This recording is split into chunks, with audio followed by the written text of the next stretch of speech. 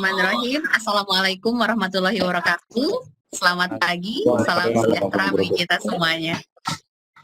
Bapak dan Ibu bertemu lagi setelah sekian lama, berapa ya? Kita berarti hampir seminggu ya. Terakhir kali kita ketemu itu kan seminggu yang lalu di mentoring ke-8. Sekarang kita bertemu lagi di mentoring ke-9, tanggal 26 Agustus 2020.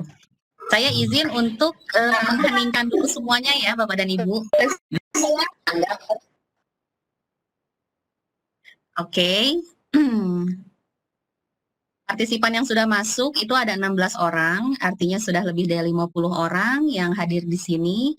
Maka dengan demikian sah ya Pak Zaki untuk kita mulai saja. Nah.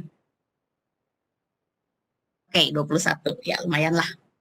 Ya, dengan demikian mentoring ke-9 ini akan saya serahkan kepada Pak Zaki dan Pak Ervan. Mangga, disilahkan.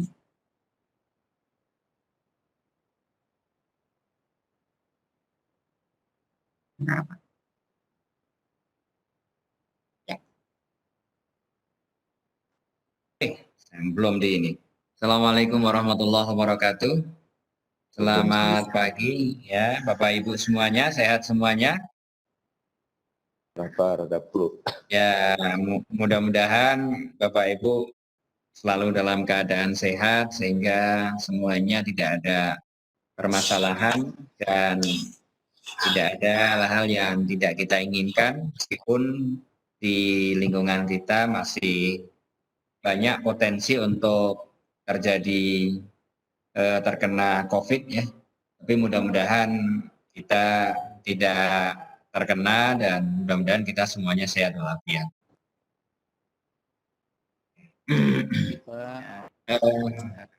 Sebentar Bapak Ibu, ini kebetulan ada musik yang masuk atau ada suara yang masuk, saya tutup dulu.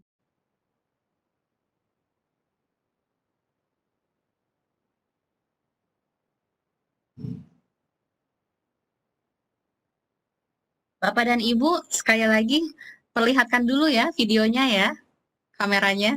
Terima kasih. Ya, silakan Bapak Ibu absen dulu, absen wajah ke Bu Vita.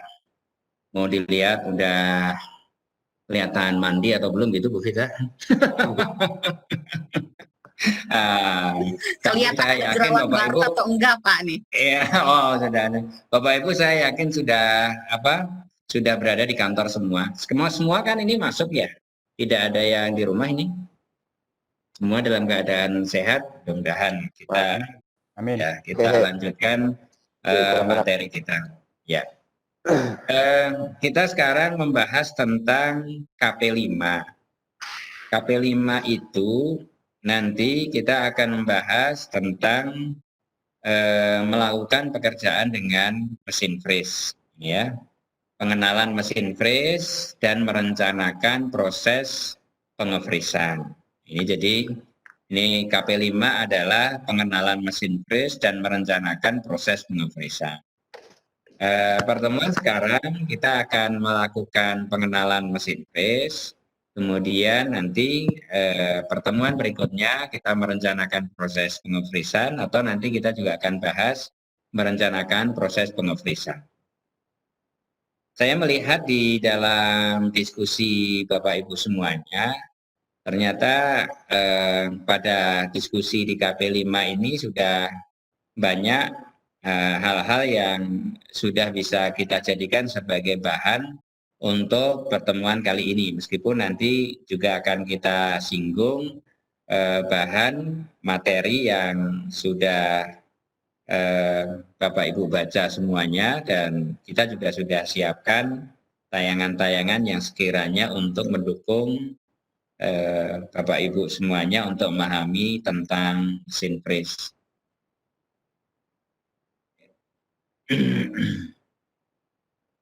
Bapak Ibu sekalian, sebagaimana Bapak Ibu ketahui bersama bahwa di dalam mesin freeze itu ada beberapa jenis, ada beberapa macam mesin freeze.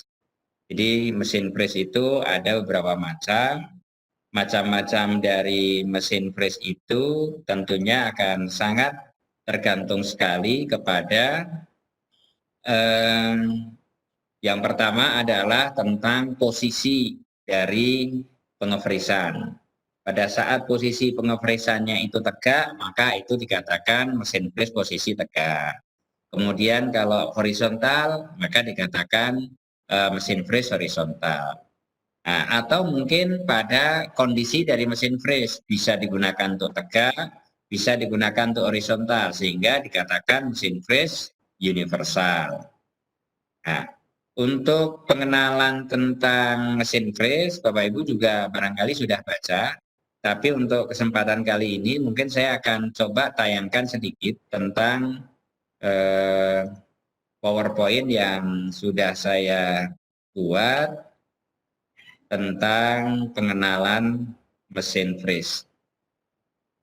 Ini Bapak Ibu yang kemarin saya lihat di SMK-nya Pak Budi ada, di SMK-nya Bu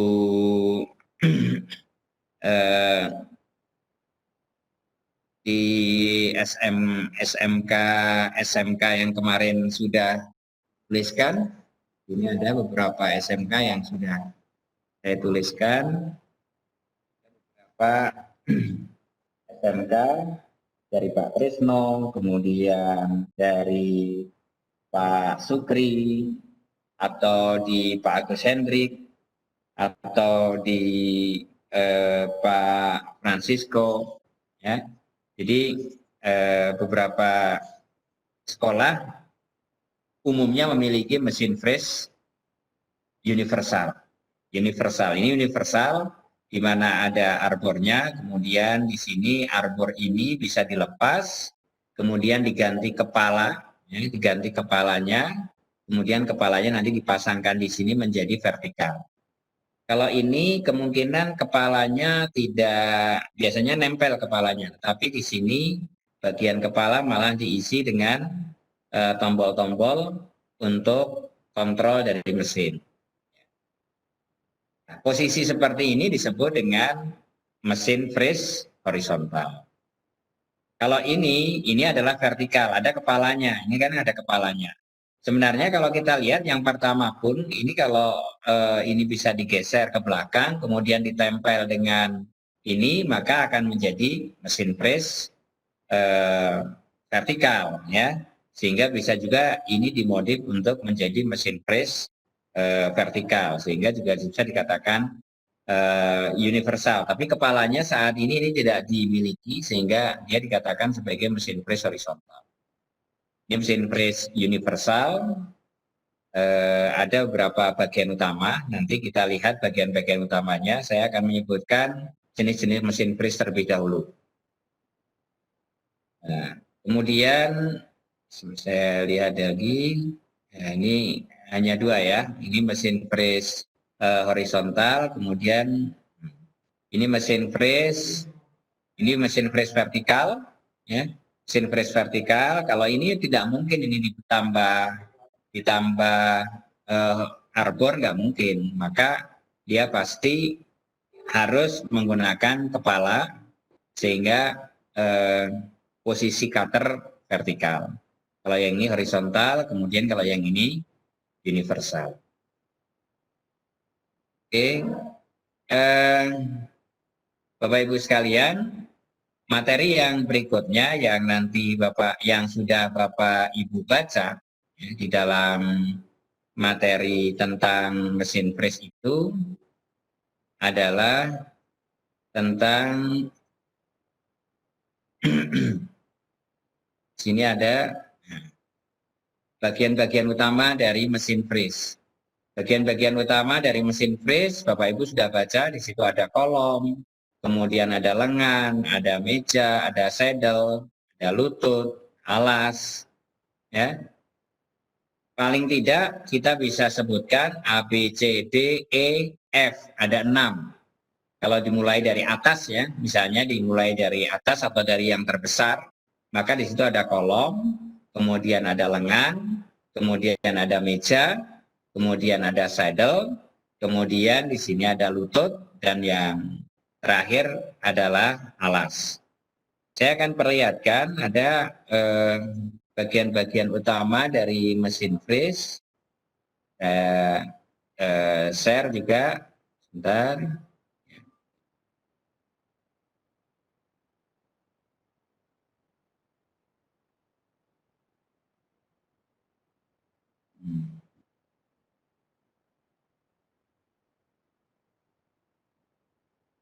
Ini bagian-bagian dari mesin freeze. Tapi kalau bagian utama cuma disebutkan 6 tadi ya. Ada ini yang mesin freeze tegak, ada motornya, kemudian di sini ada spindle-nya, ada mejanya, ada saddle, ada keni, ada lutut, elevating, screw, ada baut untuk naik turun, ada kolom, kemudian ada alas. Sementara kalau misalnya kita lihat mesin freeze yang horizontal, ini horizontal, arbornya seperti ini spindle-nya, ini arbor ya. Kemudian overarm, ini adalah untuk menahan arbor ya. Ini, maka ini bisa sliding, kemudian ada spindle, ada kolom, kemudian ada saddle, ada meja. Saddle itu menahan meja ya. Saddle itu nantinya yang akan bergerak ya. Kemudian ini ada lutut, kemudian ada ulir ya. Ulir untuk naik turun, gerakan naik turun, batang ulir, kemudian ada alas. Ini bagian-bagian utama dari mesin freeze. Nah, kalau kita lihat pada mesin freeze itu ada head ya, head atau kepala mesin. Ini yang mesin freeze vertikal.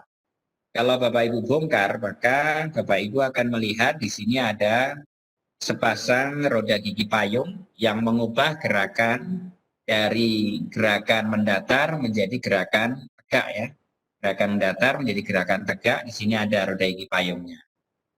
Nah, tempat mekanisme motor penggerak terpasang untuk menggerakkan spindle. Ini spindle, di sini adalah roda giginya. Ya.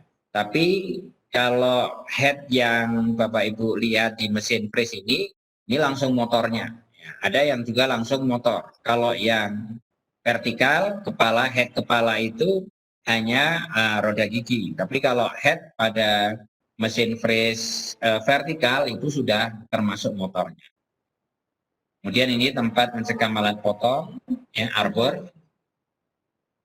Ini digunakan untuk mencekam pahat freeze yang terpasang pada sumbu utama. Ini meja atau table, bisa digerakkan, ada skalanya, jumlahnya tertentu. Ini yang melintang. Ini bagian mesin milling, tempat untuk clamping device atau untuk mengikat benda kerja. Ya.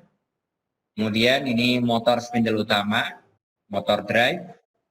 Ada ini dipasang, motor ini dipasang, ada yang motor spindle utama, kemudian motor untuk otomatis memanjang, kemudian otomatis melintang, kemudian nanti ada lagi yang untuk vertikal. Jadi motor itu bisa terpisah-pisah, ya, bisa terpisah-pisah.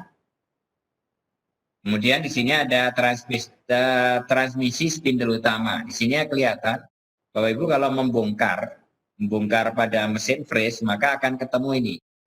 Jadi sebenarnya di situ ada rack, ya, kemudian ada roda gigi, dan ini nantinya yang akan bergerak. Pada saat Bapak Ibu mengengkol, maka ini akan bergerak. Ya. Gerak, maju mundur, ke kiri, ke kanan. Ya. Ya.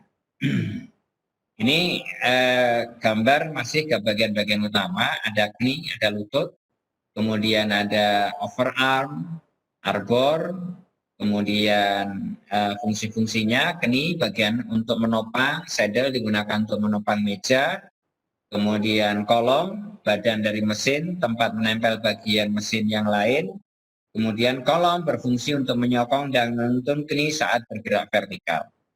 Ya, jadi ini adalah bagian-bagian utama dari sebuah mesin freeze horizontal. Ini kita sudah masuk di teknik pencekaman, tapi sebelum teknik pencekaman, Dari bagian-bagian utama kita sudah tahu beberapa hal yang harus kita ketahui tentang mesin freeze. Nah, mesin freeze itu dipakai untuk apa? Mesin freeze itu dipakai untuk ini, bidang datar, rata, miring, siku, sejajar, alur, kemudian ragi lurus, ragi helik, gigi payung, ragi cacing, ya, kemudian untuk membuat ulir cacing, gitu ya. Jadi ini ada beberapa yang bisa kita gunakan. Ulir skalar itu adalah ulir pada bidang datar atau disebut juga dengan rek. Rek itu sebenarnya kalau kita gabungkan dengan roda gigi yang satu itu dia bisa berfungsi untuk maju dan mundur gerakan, mengatur maju mundur gerakan. Ya, oke.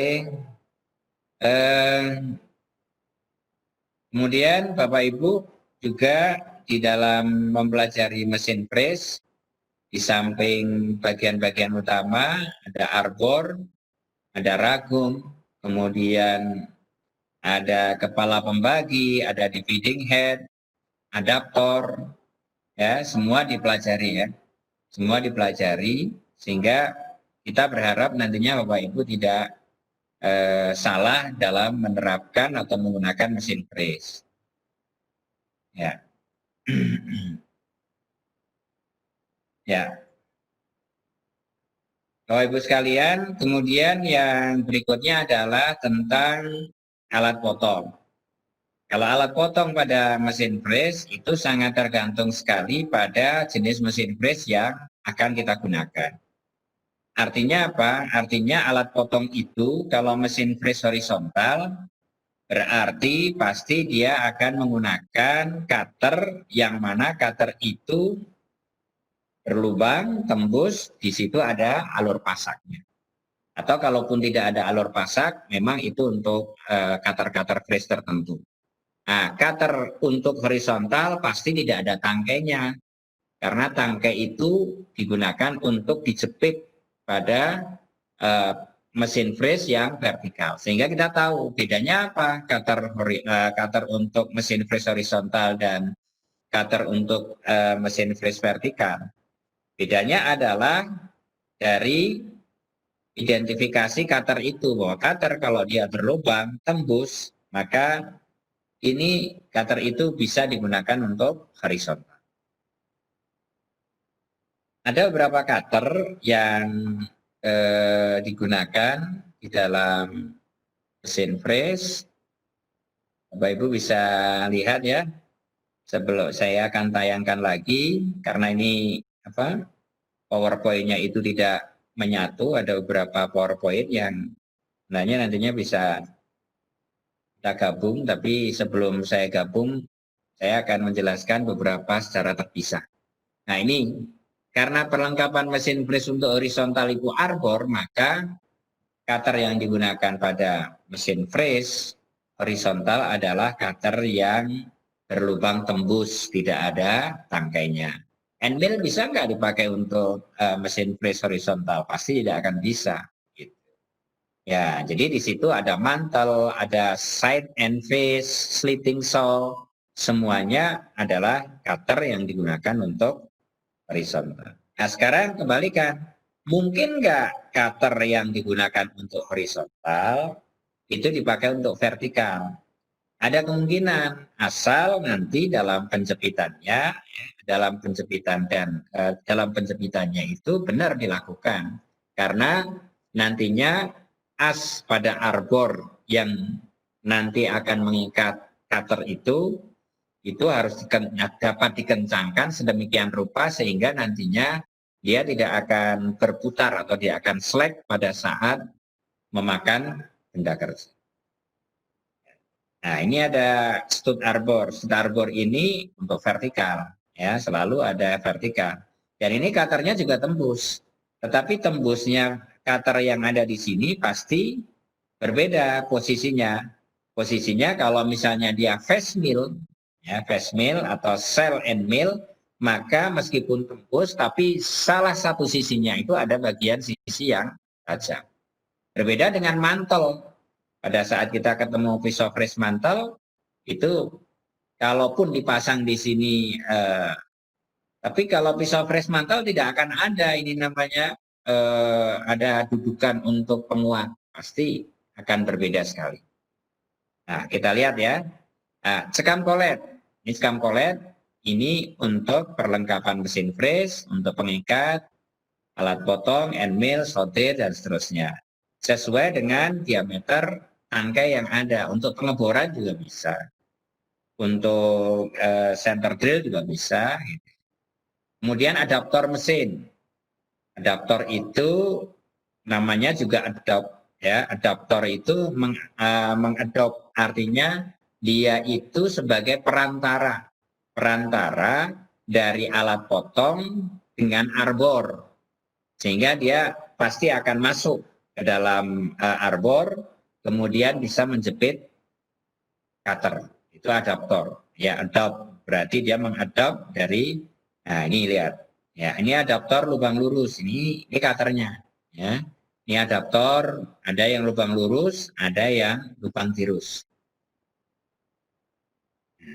Ini adaptor lubang tirus. Ya. Nanti alat potongnya langsung masuk ke sini. Kalau yang ini kan lubang tirus ya, lubang tirus. Kalau misalnya Bapak Ibu masukkan mata bor yang diameter di atas 15 misalnya, maka pada bagian yang pipih itu akan masuk di lubang ini. Sehingga bagian pipih itu nantinya akan menjadi pengunci dari arbor itu. Pada saat mata bor itu berputar, maka pengunci dari ujung mata bor itu nantinya akan mengenai ini, dan mata bor itu akan bisa beroperasi dengan baik. Ini juga begitu, ini penguncinya. Makanya setiap kali kita ketemu dengan alat potong yang diameternya atau yang berbentuk tirus, maka bagian ujungnya itu ada yang dipipihkan. Dipipihkan itu berarti masuk ke dalam lubang ini. Nah, kadangkala ada yang sudah slack. Nah, kadangkala ada yang sudah slack, misalnya bor, misalnya kita masukkan di sini tapi bornya masih tetap bisa berputar. Nah, permasalahan seperti itu nanti harus diatasi. Cara mengatasinya adalah kita bisa mengasah kembali bagian yang pipih itu supaya nantinya bisa mengunci atau bisa masuk ke bagian ini, bagian lubang ini, sehingga nantinya bor itu tidak ikut berputar. Ini pembesar boring head, ya, boring head. Kalau kita lihat di sini, ini ada skalanya semuanya pembesar. Ada yang diputar dari sisi, ada yang diputar dari sini. Jadi modelnya bermacam-macam. Boring head ini digunakan untuk memperluas lubang. Jadi kalau kita mengebor, dalam bahasa Inggrisnya, dalam bahasa tekniknya adalah drilling. Tapi kalau kita memperluas lubang, dalam bahasa tekniknya namanya boring. Jadi ngebor itu bukan boring, tapi ngebor itu adalah drilling. Memperluas itu namanya boring. Jadi berbeda. Kadangkala kita ngebor, padahal ngebor itu membuat lubang berarti drilling. Dia menggunakan drill, menggunakan mata bor. Oke. Nah, ini digunakan kalau sudah ada lubangnya. Kalau belum ada lubangnya nggak bisa. Jadi sudah ada lubangnya, tinggal diperluas. Nah, ragum, kita lihat ragum. Ragum mesin itu sangat berbeda sekali dengan ragum kerja bangku. Nggak mungkin ragum mesin dipakai untuk ragum kerja bangku. Kenapa? Perbedaannya yang pertama adalah bahwa pada ragum mesin itu selalu, ya, model-modelnya, posisi-posisinya adalah dicekam kiri kanan, dan cekamannya ini nantinya akan bisa dipaskan pada lubang alur meja. Ya, ini selalu seperti ini. Jadi kalau ragum mesin dipakai untuk ragum kerja bangku, ya nggak cocok. Ragum kerja bangku ya ragum kerja bangku, ya ini ragum mesin. Sangat berbeda sekali. Nah, ini sangat berbeda sekali. Nah, rahangnya juga sudah halus. Ya, ini adalah ragum presisi. Kemudian bagian alasnya ini bisa diberi paralel. Tapi kalau ragum meja itu nggak perlu paralel. Makanya yang perlu paralel untuk ganjal bagian bawah itu hanya ragum mesin. Kalau ragum kerja bambu nggak ada, nggak bisa. Ragum kerja bambu kemudian bawahnya diganjal paralel, nggak ada. Ragum kerja bambu untuk menjepit benda kerja dan tidak ada ganjal di bawah. Jadi agak berbeda. Nah, ini dibuat rata karena nanti ini digunakan sebagai dasar, basis. Pada saat kita menge-freeze, maka kita menggunakan paralel. Paralel itu nantinya akan digunakan sebagai acuan pemeriksa apakah pengencangan dari benda kerja terhadap benda kerja, posisi benda kerja terhadap ragum itu sudah pas atau belum. Nah, itu nanti menggunakan paralel. Paralelnya digerakkan. Kalau masih bergerak berarti itu belum rata antara bagian permukaan benda kerja dengan bagian dari ini, bagian dari ragum ini. Ini selalu sejajar dengan apa? Sejajar dengan alas mesin. Makanya pada saat kita memasang ragum, sekali lagi pada saat memasang ragum, terutama ragum mesin, maka ragum mesin itu perlu didial. Apakah posisi ragum itu adalah posisinya sudah sejajar dengan meja mesin atau belum? Kalau belum sejajar ya disejajarkan. Kalau belum sejajar maka kalau ragum mesin itu keganjal oleh bram di bawahnya sehingga tidak sejajar, maka dalam pemotongan itu nanti akan terjadi kemiringan. Nah, tadi kan kemarin juga ada yang baca, kenapa kok selalu miring? Ada kemungkinan ragumnya miring, ada kemungkinan cutter yang digunakan itu dalam posisi miring. Jadi kepalanya miring sehingga selalu miring. Nah, miring itu selalu dalam satu sisi, apakah sisi dari sisi memanjang atau sisi melintang. Kalau misalnya miringnya itu sisi memanjang, maka pada saat pemakanan melintang itu akan lurus. Tapi kalau miringnya itu sisi melintang, pada saat pemakanan memanjang pasti akan lurus. Jadi tergantung miringnya kemana. Ini rotary. Rotary itu 360 derajat. Tapi skalanya nanti akan dilihat ada berbeda-beda. Ya, berbeda-beda tingkat ketelitiannya. Sehingga kita harus benar-benar melihat skala dengan cara memutar. Bapak Ibu lihat ya, ini kan dibuat segi 4, sekamannya, ada alurnya. Ini dibuat berapa? Segi 6, ya 6. Ada 6 kan? 1, 2, 3, 4, 5, 6 lubang, 6 lubang. Ini cuma 4 alur, ini 6 alur. Ini 6 alur. Nah, alur-alur ini maksudnya adalah untuk mengikat benda kerja. Nah, semakin banyak alur, berarti bisa jadi rotary table-nya semakin besar. Karena pada saat mengikat, perlu banyak ikatan untuk benda kerja yang sedang dikerjakan. Nah, ini biasanya lebih kecil. Kalau rotarinya kecil, maka biasanya alurnya lebih sedikit. Nah, pada saat membagi atau pada saat melobang, kita bisa melihat derajat. Ya, kalau satu putaran kan 360. Kalau misalnya setengah putaran 180. Kalau misalnya seperempat putaran 90. Nah, ini tinggal kita mau berapa putaran. Ini gimana teknik pemasangannya? Teknik pemasangannya adalah ini harus satu sumbu dengan cutter. Makanya lubang cutter itu biasanya diberi center. Kemudian senternya dipaskan pada lubang rotary table. Nah, setelah itu baru nanti kita bisa membuat radius, manakala radiusnya itu harus pas pada bagian di mana bagian itu sesuai dengan bentuk rotary table. Tergantung radiusnya yang bagaimana. Nah, nanti kita bisa setel. Tapi penyetelan titik tengah dari rotary table terhadap center atau terhadap arbor itu bisa kita lakukan secara manual. Bisa juga kita lakukan dengan pengukuran, yaitu menggunakan dial indikator. Dial indikatornya ditempel di kepala mesin freeze, kemudian ini diputar. Nah, setelah diputar dia harus tidak ada selisih. Itu juga bisa dilakukan. Oke, ini kepala membagi dividing head.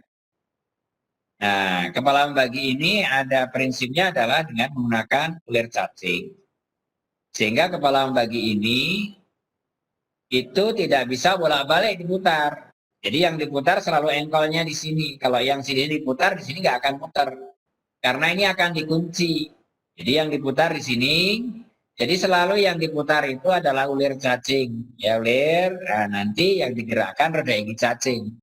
Roda gigi cacing digerakkan bagaimanapun nggak akan bisa menggerakkan ulir cacing karena akan ngunci. Jadi dia akan ngunci.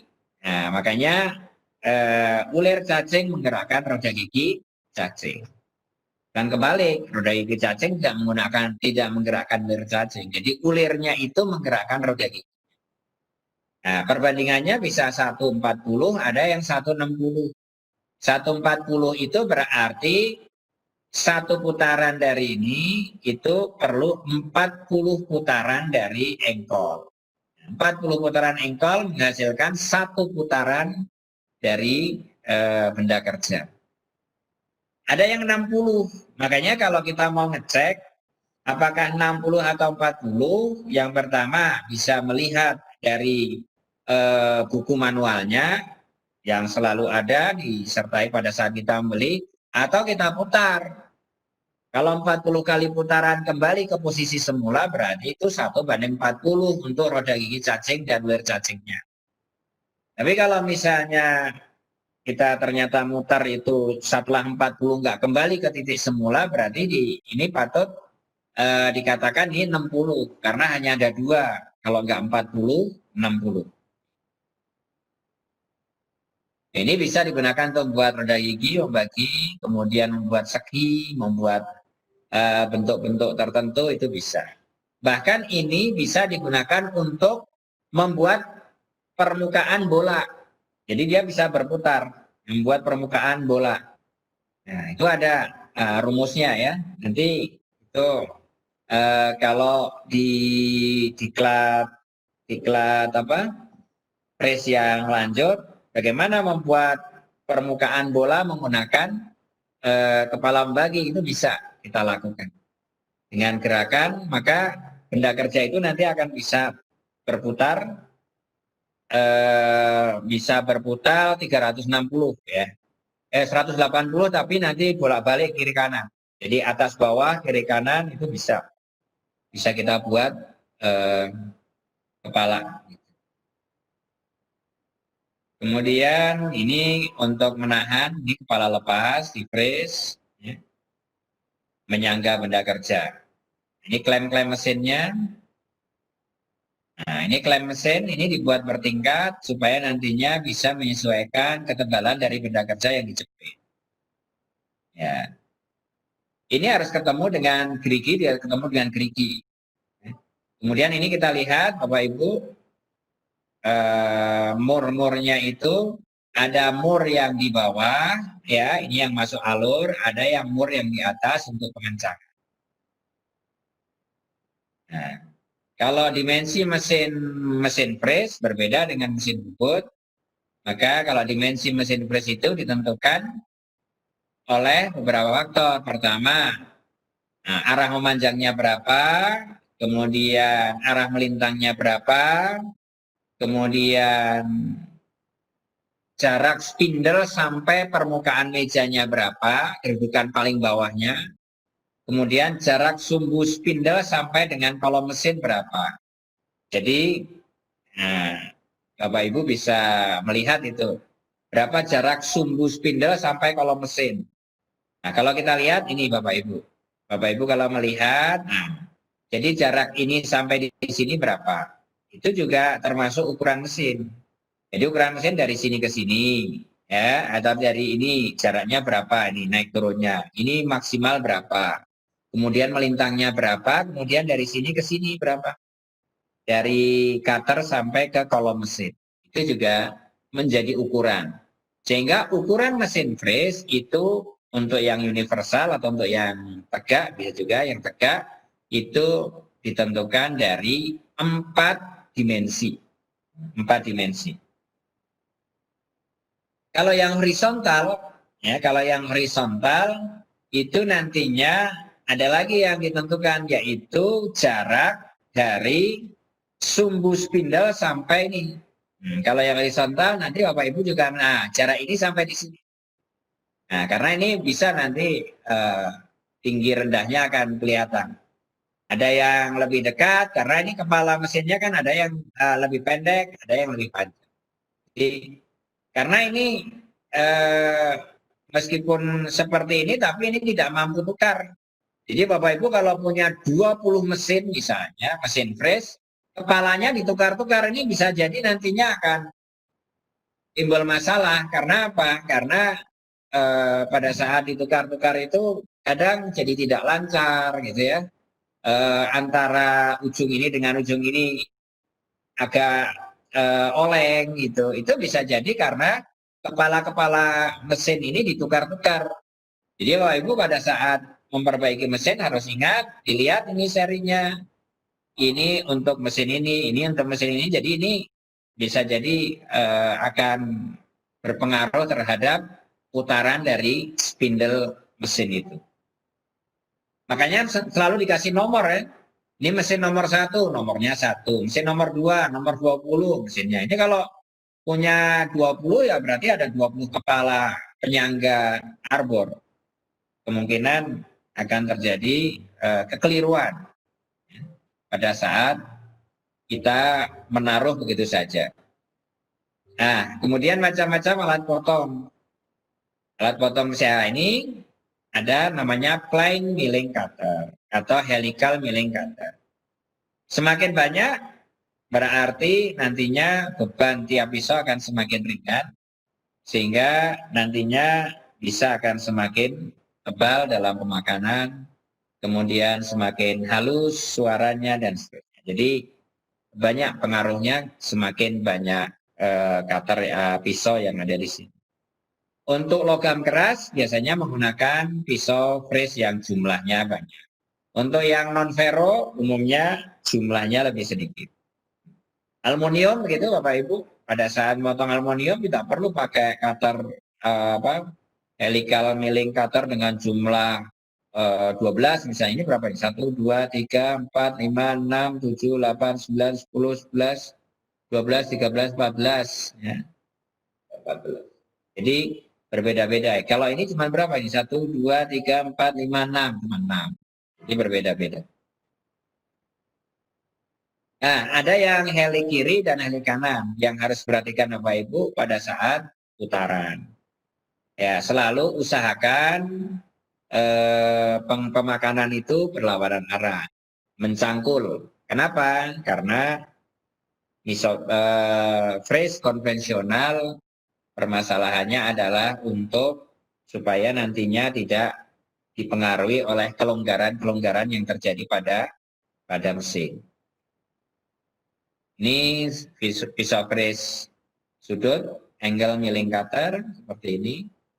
Ini adalah devotile, ya, ekor burung. Ekor burung nantinya akan dipergunakan setelah, ya, jadi tidak langsung ya, setelah dibuat alur. Lebar alurnya adalah sesuai dengan diameter dari ini. Diameter dari tangkai. Setelah ada diameter dari tangkai, baru ekor burungnya masuk. Jadi harus dibuat alur dulu, kemudian baru dibuat ininya. Baru dibuat ekor burungnya.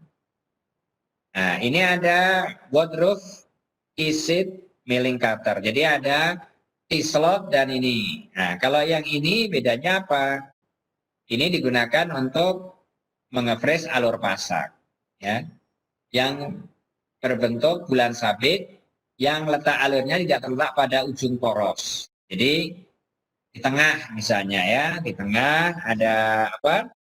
Ada poros gitu ya, ada poros. Kemudian kita akan membuat lubang pasak bentuk bulan. Nah, ini menggunakan ini.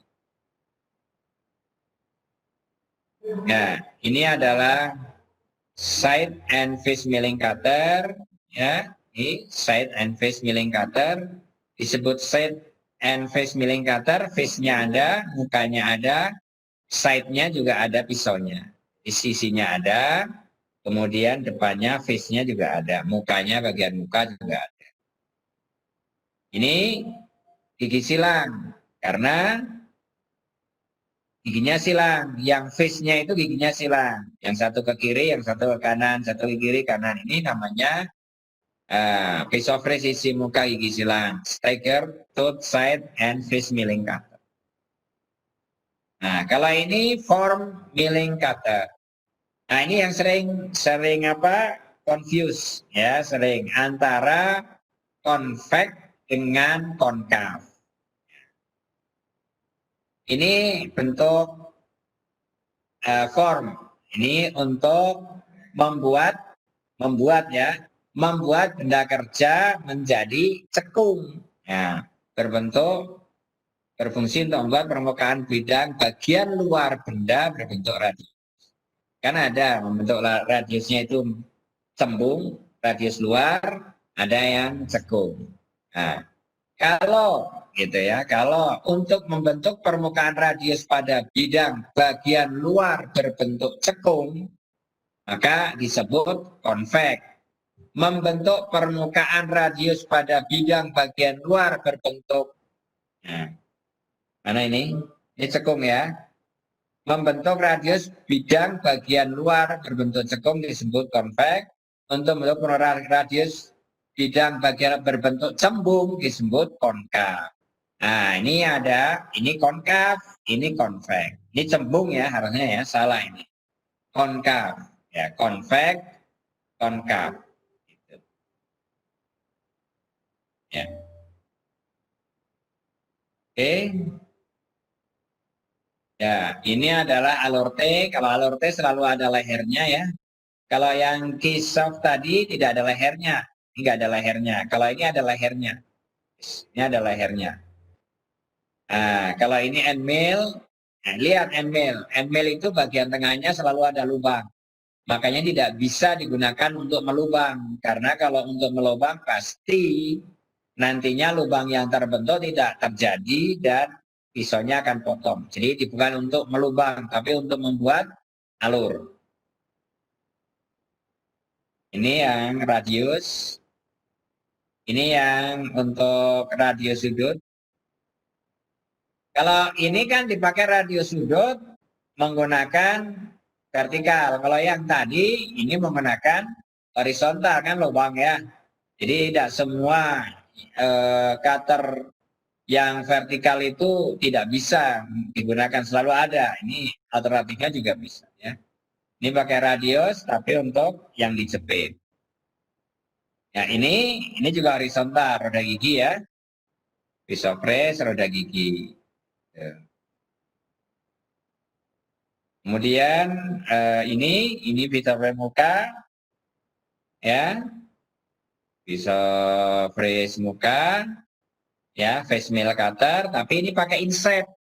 Pakai inset. Keuntungannya kalau pakai inset itu adalah selalu pemotongannya itu bisa lebih kuat, lebih banyak, lebih presisi. Dan kalau tumpul ini tinggal dibalik. Tidak mampu asah. Jadi inset itu tidak mampu asah. Karena ini nanti kalau sudah aus, tinggal dibalik di posisi yang lain, kemudian digunakan lagi. Makanya cutter-cutter seperti ini, face mill seperti ini yang pakai inset, umumnya dipakai untuk produksi. Kalau untuk produksi ngejar waktu ini lebih menguntungkan. Kenapa? Karena kecepatan pada saat terjadinya ketumpulan cutter itu nantinya langsung bisa diatasi. Sementara pada saat kita bisa mengatasi itu, maka waktu yang digunakan untuk pembuatan itu bisa lebih cepat. Kemudian juga nanti seri dari insert itu banyak sekali, akan disesuaikan dengan bahan yang akan dipotong. Sehingga kita bisa menggunakan bermacam-macam seri, tinggal kita buka aja di katalog. Ya, katalog untuk apa? Untuk logam keras, untuk apa? Untuk besi cor, untuk apa? Untuk mild steel, untuk apa? Untuk ST40, ST60, untuk baja yang sudah dikeraskan, untuk jadi bermacam. Jadi ada bermacam. Nah, ini cell and mill kita lihat. Ini bukan dipakai untuk yang horizontal. Kenapa? Karena kalau yang horizontal nggak mungkin pakai ini. Ini pasti pakai untuk vertikal karena nanti akan masuk di bagian dalam nantinya. Ya, ini bagian dalam, arbor masuk di sini, kemudian dibaut. Kemudian bagian kalau yang dipakai untuk horizontal di sini ada coakannya. Coakan itu nantinya ada yang disebut dengan pengeret. Nah, Bapak Ibu harus tahu, nah disebut dengan pengeret. Apa pengeret? Pengeret itu adalah bagian dari ini, bagian dari arbor yang digunakan untuk mengeret, untuk mengikutkan, untuk ikut memutarkan dari cutter. Sehingga cutter tidak akan slip, tapi selalu kencang. Ya, meskipun tidak dipasang apa? Tidak dipasang pasak, tapi ini sudah bisa berfungsi sebagai pasak. Tapi kalau tidak ada lubang ini, ada lubang pasaknya, itu juga bisa dipakai untuk memperkuat supaya cutter itu kokoh dalam stud arbor ya. Oke, kemudian ya ini pisau fresh gergaji, slitting saw, Bapak Ibu bisa lihat di sini. Ya, alat-alat potong lain selain menggunakan pisau fresh bukan porong ya, potong. Ada bore center, mata bor, counter bor, ya, primer. Ya. Oke, saya kira itu yang saya sampaikan, Bapak Ibu. Nah, saya akan melihat dari diskusi, ya, diskusi. Jadi ada yang diskusi bagaimana setting harus menggunakan kertas dan seterusnya. Saya lihat pada forum diskusi pada saat Bapak Ibu setting menggunakan kertas harus kertas apa gitu kan? Apakah boleh kertas rokok, kertas koran, kertas kuarto, ukurannya harus berapa?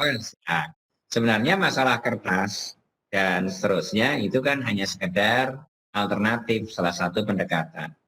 Kalau Bapak Ibu tidak menemukan kertas pun sebenarnya juga tidak jadi masalah kalau setting itu tidak menggunakan apapun.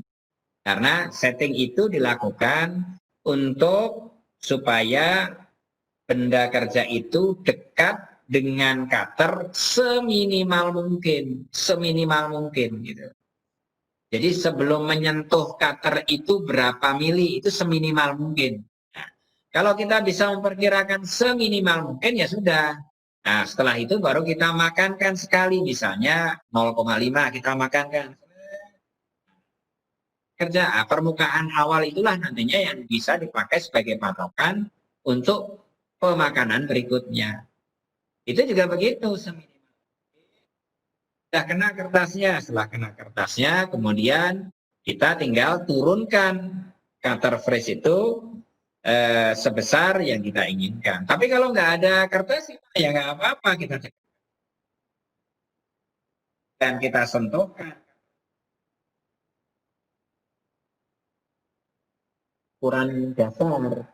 Setelah itu baru nanti ukuran berikutnya tergantung dari berapa banyak kita memotong, berapa tebal kita memotong, kita bagi berapa kali, maka kita akan ketemu bahwa pengefresan yang akan kita lakukan itu nantinya membutuhkan waktu tertentu.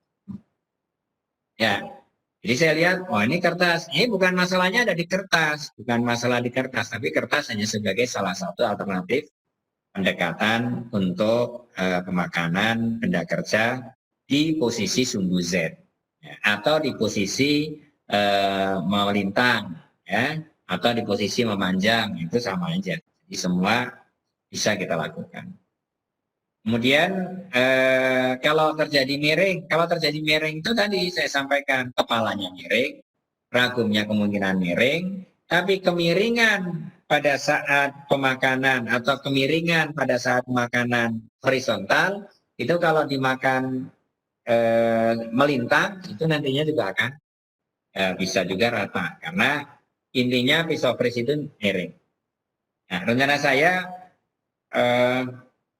untuk masalah hal-hal yang terkait dengan bagian utama dan parameter dan seterusnya itu hari Jumat mudah-mudahan kita bisa masuk di bengkel ya. Kemudian untuk pengefrisan, minggu depan KP6 yang terakhir. Nanti juga kita akan masuk ke bengkel, tapi bukan di setiap kali pertemuan. Mungkin kita lihat mana yang perlu benar-benar kita hitung. Sebelum nanti saya akan gantian dengan Pak Irfan, separuh-separuh. Nah, sebelum saya akhiri, barangkali ada pertanyaan dari Bapak-Bapak. Ini saya yang banyak ngomong ini, mohon maaf nih. Bapak-Bapak ada pertanyaan atau mau kita buka diskusinya di forum diskusi itu saya sudah lihat. Ini untuk setting. Kemudian ada pertanyaan tentang biaya pembuatan benda kerja. Ini sebenarnya nanti tinggal kita hitung ya. Untuk biaya pembuatan benda kerja bisa kita hitung dari parameter. Kemudian ada lagi tentang kecepatan potong, setting pisau, kemudian permasalahan-permasalahan pengefrisan.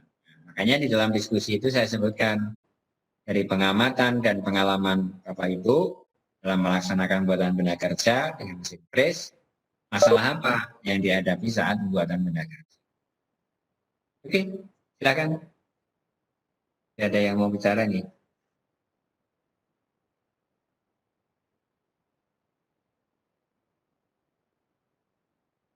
Silakan Bapak Ibu.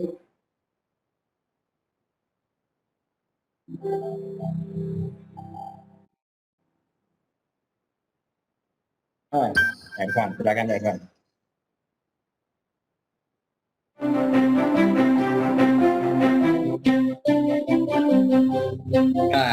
Ada video Pak Irfan?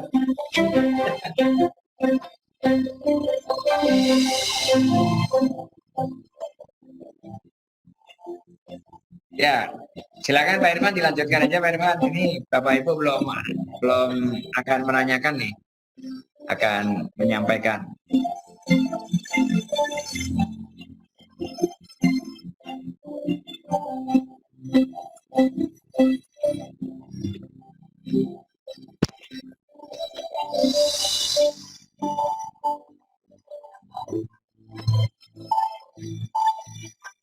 Halo. Siapa Irfan?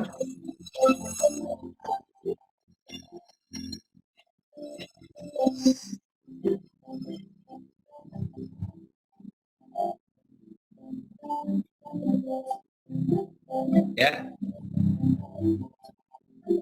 Ada yang Pak Francisco, ada yang mau disampaikan?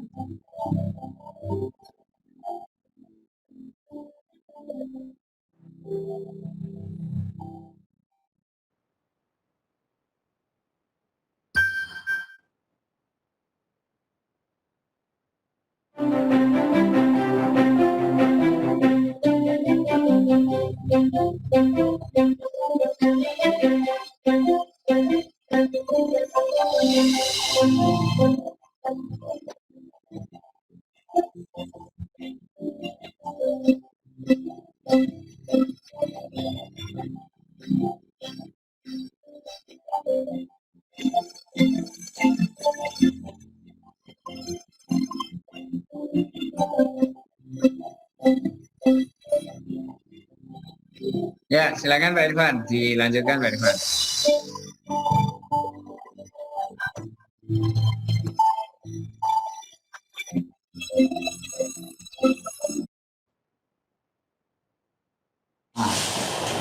Halo, tes, ada nggak ya? Ya, silakan dilanjutkan Pak Irfan. Oh iya, ini ada indikator. Jadi ini mungkin bagi Bapak Ibu sekalian yang yang mengikuti diklat, ada status untuk studinya Bapak Ibu sekalian. Nah, ini yang tampil seluruh peserta di saya itu. Bagaimana progresnya, progres dari para peserta, apa yang sudah, apa yang belum. Nah, di sini misal contoh Agus ini kantong tugasnya belum ya kan, kemudian tes formatifnya juga belum, kemudian poinnya. Jadi seperti ini status untuk di LMS-nya Pak. Jadi Bapak Ibu juga bisa mengecek masing-masing, ada di report namanya, ada operative student kalau nggak salah. Seperti itu.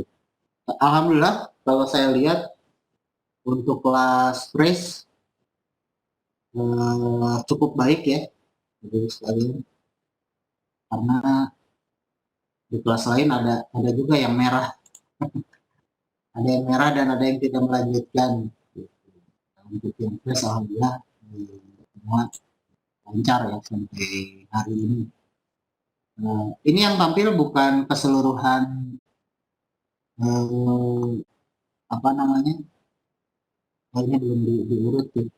Jadi ini keseluruhan LMS profilnya, apa yang sudah, apa yang belum. Jadi untuk pengecekannya tidak saya sendiri, nggak perlu seperti kemarin ya bikin Excel dulu. Sekarang sudah ada di LMS. Kemudian sekedar mengingatkan juga tugas seperti biasa itu diselesaikannya setiap hari sebelum hari Minggu ya. Kalau bisa sudah ada yang masuk, sudah selesai ya intinya. Baik itu tugas, baik itu formatif dan lain sebagainya. Itu mungkin yang di LMS saya kira aman, lancar semuanya. Kemudian untuk melanjutkan yang tadi, karena ini materinya masih pengenalan, Bapak Ibu sekalian, masih pengenalan mesin fresh, yang diharapkan sesuai dengan tahukannya bahwa Bapak Ibu memang harus tahu ya, mesin fresh itu paling tidak harus tahu bagian-bagiannya, fungsinya. Jadi itu yang diharapkan. Kemudian kemarin itu saya ngobrol Pak Jakinnya sudah ini ya, sudah ke depan. Jadi mungkin untuk minggu ini ada tambahan tugas Bapak Ibu sekalian, tambahan tugas. Jadi di apa ya, di selfie ya, di selfie. Jadi nanti Bapak Ibu memvideokan seperti kemarin ya, kalau kemarin kan live. Jadi nanti saya siapin satu kantong tugas untuk menjelaskan mesin fresh yang ada di sana ya, di masing-masing sekolah. Gitu. Khususnya mengenai bagiannya, bagian-bagian yang ada, kemudian fungsinya. Tidak usah lama-lama, mungkin cukup yang umum saja, cukup video durasi 3-5 menit cukup. Nggak usah diedit, pakai HP aja. Pakai HP nanti diupload ke kantong tugas. Jadi ada kantong tugas khusus untuk apa, laporan lah isinya, report. Karena kemarin kan presentasi tidak sempat semua ya, tidak semua bisa tampil. Jadi nanti diharapkan Bapak Ibu bisa menyetorkan dalam bentuk video untuk tambahan tugas di KP5. Itu mungkin mengenai LMS di KP5 khususnya untuk fresh dan tambahan tugas untuk KP5. Kita lanjut di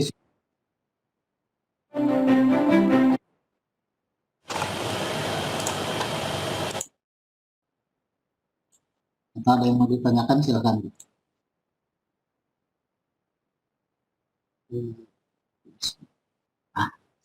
Lebih terang ya.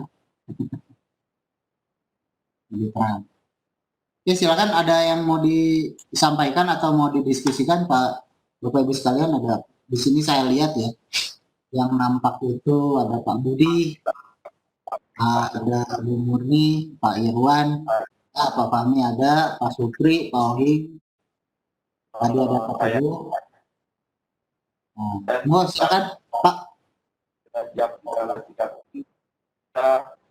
Kalian membaca kembali, mempelajari materi yang Bentar, ini siapa ya? Saya nggak ada suaranya. Nah. Pak Ketut, Pak. Itu, Pak. Oh, Pak Ketut, monggo. Ada suara Ketut, tidak? saya mau- Saya kaget. Iya. Atau Pak, Silakan, Pak mau Ketut. nanya ulang tugas videonya, Pak. Benar, tugas apa, Pak? Udah yang video tambahan, tugas untuk buat pembuatan video. Iya, Pak. Jadi karena KP5 ini membahas mengenai mengenai mesin press ya, khususnya mengenai bagian mesin, kemudian peralatannya yang digunakan di mesin press. Jadi Bapak Ibu membuat video singkat, nggak usah panjang-panjang, nggak usah ditambah-tambah, apa adanya. Pakai HP saya kira bisa.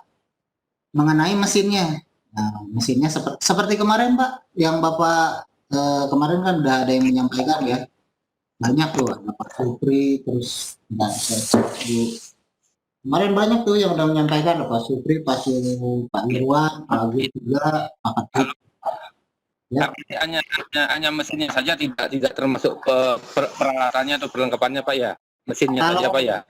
Ya, kalau bisa sih dengan peralatannya Pak. Jadi kita bisa tahu yang dipakai ya, yang dipakai umum lah, nggak harus semua dikeluarin Pak, yang umum lah, Iya. yang umum dalam pembelajaran itu yang digunakan apa saja, seperti apa gitu. Itu aja sih Pak Ketut, nggak usah nggak banyak-banyak, saya kira nggak ribet juga ya. Iya. Jadi seperti kemarin, kalau kemarin mungkin menjelaskan fasilitas bengkel, nah sekarang lebih spesifik mesinnya Pak. Khususan mesin press. Jadi mesin press, Bapak punyanya apa, bagian-bagiannya seperti apa, minimal kayak ibaratnya kayak Bapak mau jualan lah gitu ya. Mau menerangkan mesin, ini loh fungsinya, di bagian ini fungsinya apa, seperti itu. Jadi sesuai dengan materi di KP5 Pak. Terima kasih, Pak. Iya, sama-sama Pak. Iya. Saya telepon Boleh, siapa gerangan? Pak Ronald, Pak. Pak Ronald. Nah, oh, tidak ada penampakan ada suara. Silakan Pak Ronald. Iya. Kemarin kan saya sempat kirim video saya itu, Pak. Tapi gangguan. Iya. Apa seperti itu kali, Pak ya? Terus nanti dikirimnya melalui kantong tugas, Pak ya? Iya, nanti saya tambahkan satu kantong tugas khusus untuk video, Pak. Seperti itu. Jadi nanti atau bisa dimasukkan ke kantong tugas yang sekarang, Pak. Biar nggak banyak-banyak tuh. Jadi nanti saya tambahkan keterangannya, disertakan. Jadi tugas yang sekarang nih, tugas sekarang tuh kan ada dua ya, Pak ya. Ada tugas teori, ada tugas praktek sebetulnya. Iya, Pak. Nah, nanti ditambahkan lagi satu file video. Nanti saya coba atur supaya sistemnya bisa menerima video. Nah, videonya nggak usah gede-gede apa ya, dan nggak usah lama-lama. Saya kira 3-5 menit cukup ya. Ya, durasinya. Durasinya 3-5 menit. Oh, kemarin Gimana Pak?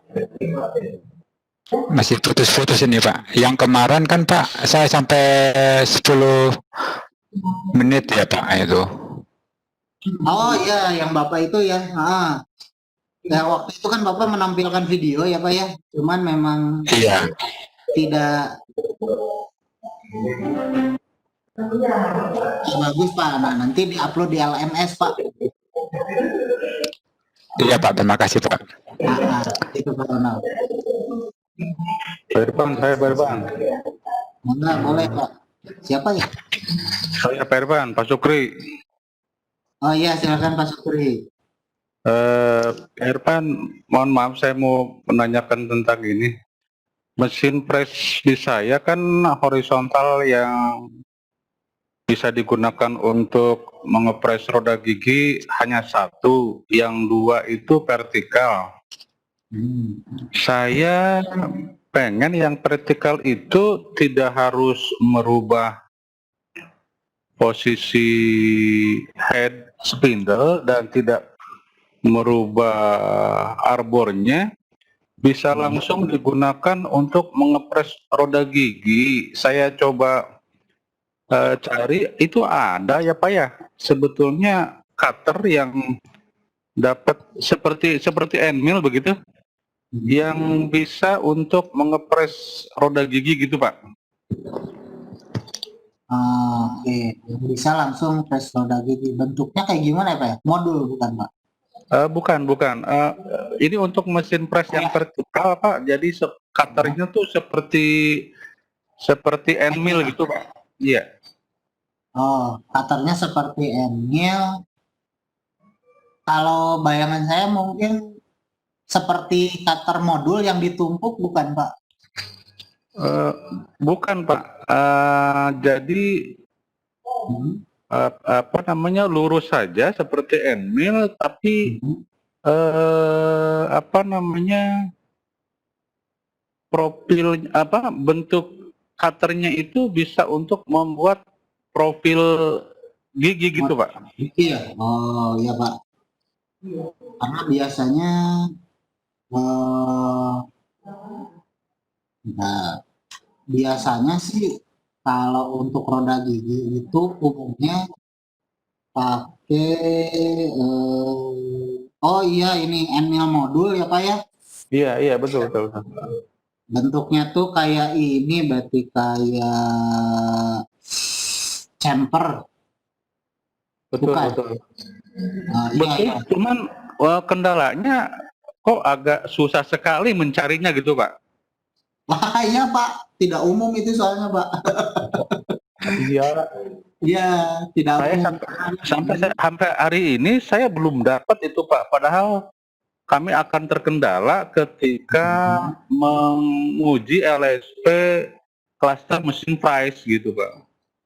Oh, karena mesinnya mesin vertikal ya Pak ya. Betul Pak. Itu emang model begini agak susah Pak ya, modelnya ya. Itu Iya. seperti ini memang karena tidak umum. Sebetulnya ada juga yang bentuknya tuh kayak hobbing cutter Pak, tapi end mill. Itu buat roda gigi yang kecil-kecil ada. Itu. Terus baik. kalau yang modelnya ini memang agak jarang Pak. Ini kalau saya cek di toko-toko teknik juga jarang Pak di sini. Ini harus impor Pak. Nanti juga dicek modulnya, modul berapa, untuk gigi berapa. Karena spesifik itu yang jadi ini Pak, yang jadi orang jarang pakai Pak, karena dia cuma satu, udah selesai gitu. Iya Pak. Ya terbatas daripada dengan cutter modul yang lain gitu. Tapi memang ngakalinnya ya, nanti saya coba bantu lah Pak kalau memang mau cari. Mudah-mudahan ada rekan-rekan saya yang punya barang gitu. Baik Pak Ervan, terima kasih banyak Pak. Iya Pak Sukri, sama-sama. Boleh sambil diskusi, ada lagi yang lain Bapak Ibu sekalian? Ini ada cek. Oke. Muncul gambarnya. Ini nih, sebentar ya, saya share sepertinya. Ini yang tadi.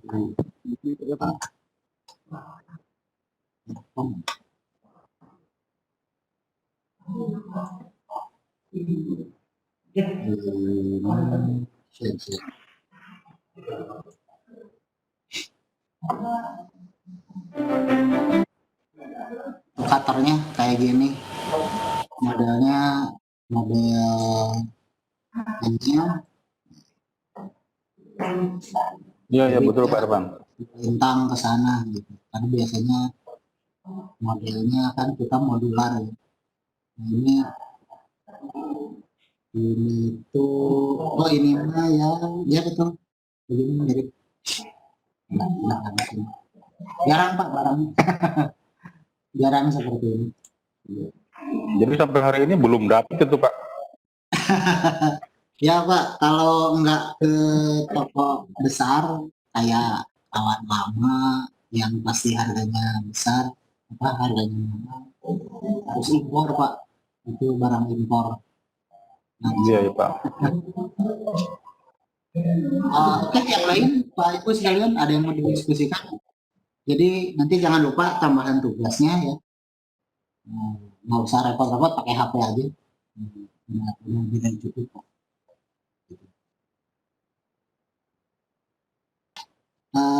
Di sini ada. Boleh siapa Pak?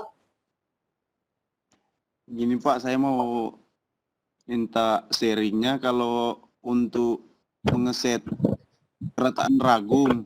Kebetulan di sekolah dial indikatornya pada rusak Pak. Jadi saat pembelajaran Iya.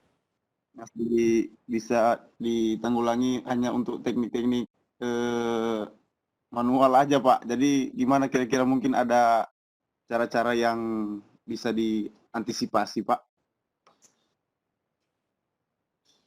Untuk apa ini karena bednya nggak rata gitu Pak atau gimana Pak?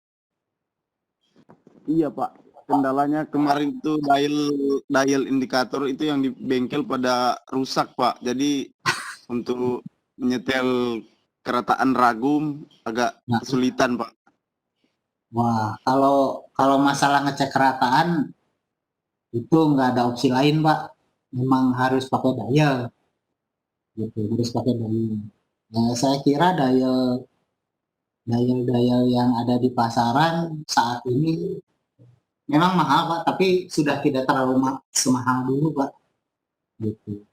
Pakai brand-brand yang ya lumayan juga. Saya kira kalau dana terbatas ya masih bisa pakai brand. Kalau bisa sih pakainya standar kayak Toyo ya, tapi harganya ya lumayan kencang Pak. Gitu. Kalau untuk kerataan nggak ada cara lain Pak, tetap wajib kalau dial itu di bengkel wajib ada Pak, seperti itu. Jadi ya mungkin nanti bisa cari-cari celah Pak untuk pengadaan dial yang baru. Itu kan cuman dialnya saja ya, kalau holdernya kan pasti ada.